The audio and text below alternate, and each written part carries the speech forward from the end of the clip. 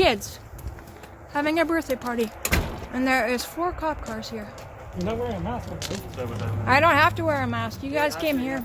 No, you do have to. We're, It's a public, nope. It's a public health order. No. So you're lucky we're not giving you a ticket for not wearing a mask. Okay. So this is your ticket, okay? I had I want to say probably 10 people over. For that's already a lot less people than I want, but I didn't want it to get too big. And somehow the cops got an anonymous call. Manitoba is in full COVID lockdown mode. However, members of the Manitoba bureaucracy and the Manitoba government have decided that this lockdown thing, it's just, for the little people. Manitoba's clerk of the Executive Council, Secretary of Cabinet, and head of Manitoba's entire public service, David McLaughlin, left the province to stay at the home of a family member over Christmas for 2 weeks in Ontario, which would actually be a completely normal thing to do, except for the fact that McLaughlin's own government has outlawed completely normal things, including 18th birthdays. I want to introduce you to Matthew Loewen. He's from Manitoba, and he just turned 18. And you know what he got for his 18th birthday present? A $1,200 fine from the province of Manitoba because he and some of his friends gathered. Now, they didn't gather in a house. They didn't have a house party.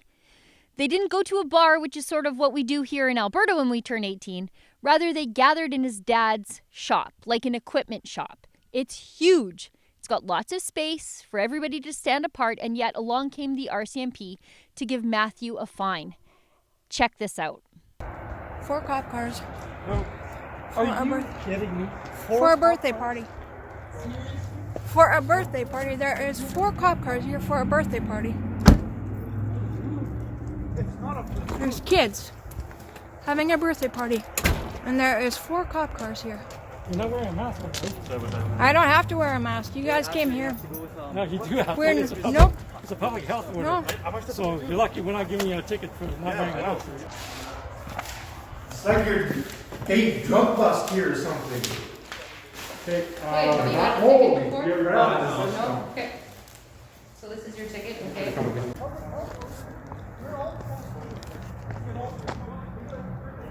Kids. Yeah, see? Kids getting tickets for having a birthday party. They should all be proud. There's drugs going on. Okay. Literally, and these guys are handing out tickets to kids for a birthday party.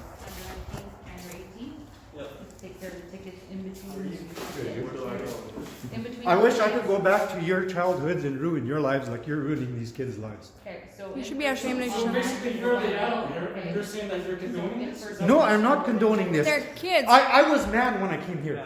I was mad at what I heard was going on. But now I see what you guys are doing. That's insane. They're kids having a birthday party. Matthew, why don't you tell me exactly what happened for you to receive the ticket? Well, I was turning 18 on December 4. That's my birthday. So I had a couple of friends over at our shop. We had to do it at our shop because we don't have a home right now. We've been moving around, right now we're living in a small shop. But my dad has a shop in town, so we did it there.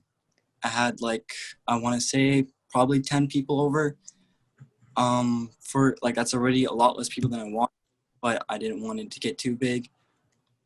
And somehow the cops got an anonymous call that I was having a party there. And I wasn't even at the shop at the time. I went to a different town to pick up my girlfriend, and we were going to go there, but I wasn't there yet. And one of my friends called me, told me to come there. Cops want to talk to you. And so I went. I called my dad first, and my dad said, yeah, we'll come there. We'll go there together. We got there. My parents started recording and talking to the cops. And then one of the cops approached me and asked for my drivers. And then they gave me a $1,300 ticket for breaking the rules, the health restriction law or mandate or whatever. So you're in a shop, Mm-hmm. and so, it's open. There's lots of space in a shop. Were you guys all clustered together on top of each other, or are you sort of standing apart? We were sitting apart. And this is your birthday. You're not, you literally just turned 18. So Mhm. happy birthday from the state. Here's a $1,300 fine. Yeah.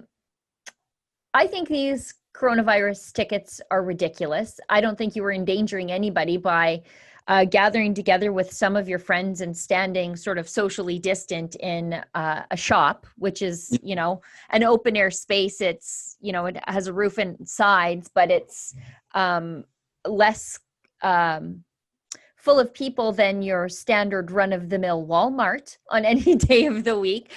So I want to help you fight this fine. I don't want you to pay the fine. I would much rather have you fight this in a court of law. And you're a young guy. I'm sure you have better things to do with $1,300 right after you turn 18. So I'm going to put you in touch with a lawyer. The lawyer will work for you. He doesn't work for me. He's going to represent you.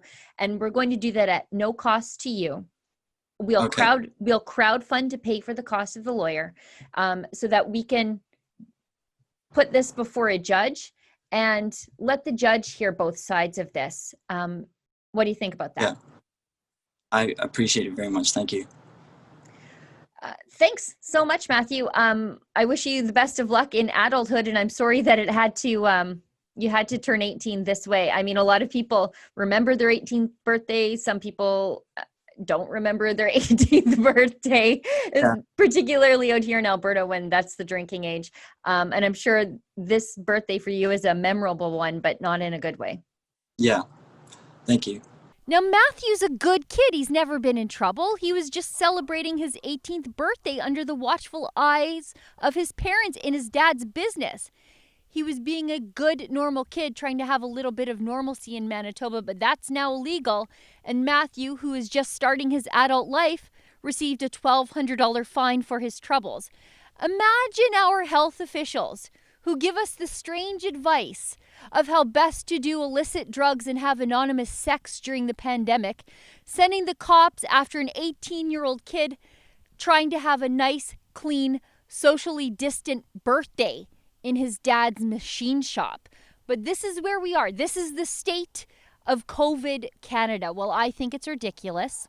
That's why I'm helping Matthew fight that fine. Matthew sent his ticket to me at a special website, fightthefines.com, and I'm putting Matthew in touch with a top criminal lawyer to help him fight back. Now, if you'd like to help cover the legal costs for Matthew and the hundreds of other people we are helping fight their COVID restriction violation tickets, you can donate at that special website I just mentioned, fightthefines.com. For Rebel News, I'm Sheila Gunn Reid. If you've received a COVID violation ticket, don't pay it, fight it. Plead not guilty and send that ticket to us at fightthefines.com. And if you have not received a ticket but you'd like to help cover the legal costs of those who have, you can do that too at that website, fightthefines.com.